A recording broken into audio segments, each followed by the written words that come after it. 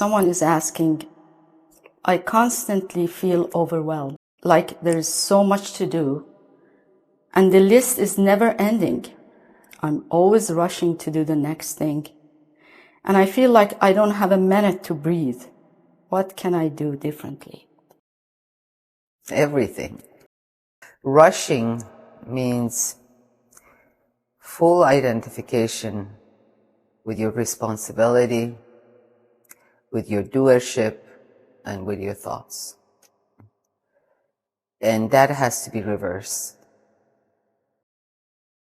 Those people that think that they have a big part in this world to make everything right, or to make their family right, or to make their work right, they're pretty wrong.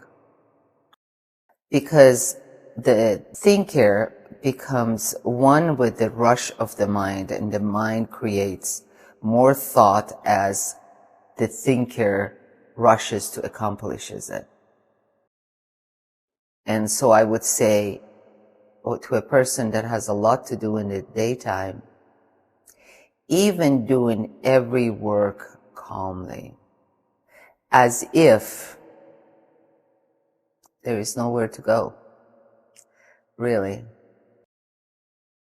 Just take your time, pull yourself back, watch your breathing calm down, and watch yourself accomplish so much more without an anxiety than you would by following crazy mind.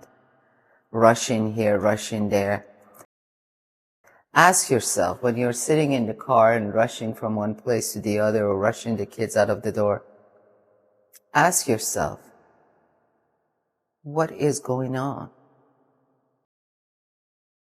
Is that the right way of living? Is it necessary? Does few minutes of being late or early change my life dramatically? And the answer is no, your mind just calms down. So that's what I told someone not too long ago when he said, I have so much tranquility, but when the rush comes, I lose it. And I said, pull back. Watch your mind and the thinker, yourself going forward, and just pull it back. Pull it back. And then becomes a habit of doing everything peacefully. So even when you feel like you have to take care of a very important task, The most important task is to not lose your peace. That's what people don't understand. They delay their peace, and not knowing that the peace is much more urgent than the task in front of them. Just say, okay, you rush to get to some place. What if you had an accident? Then you realize that you might not get there for a long, long time. But the art of living is to manage living in the world of duality and living it in the way that the life moves through you. You don't rush through life.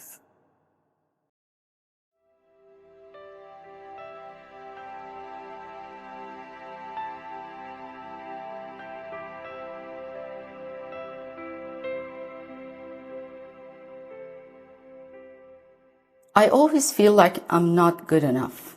I don't have enough. My life is not good enough. And everything that I do falls short. How can I stop feeling this way?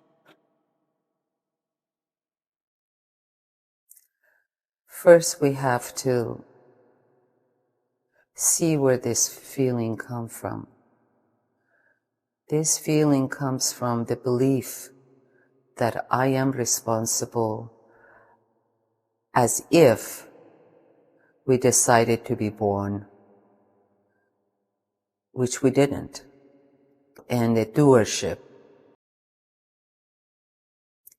And then listening to the mind nagging the person finds itself in lack, because ego is built out of lack. And what is ego? Ego is when we identify with our thoughts, feeling, emotion, and body as one. That we call it ego. And in order for ego to survive, it has to find lack, problem, judgment, condemnation, anything to keep the fire going. When you go into your heart, to your peaceful place, what happens to ego? Ego's fire turns to ashes. It dies. So you do often enough this process of reversing. Instead of being the ego, being egoless means really humanless. Then you find your life moving by grace. And we all have recognized that in our lives. Instead of a struggle. So the moments that we totally feel, even for a split second, a lot of peace is when there is no ego. If you look closely to your silent time or your inspiration time, you can't find yourself. You just either find silence or joy. There is no me having silence, just silence having silence. And there's no question of ego then. No, you're not identifying with what Ramana would say, non-self, not self. Thank you. Namaste. Namaste.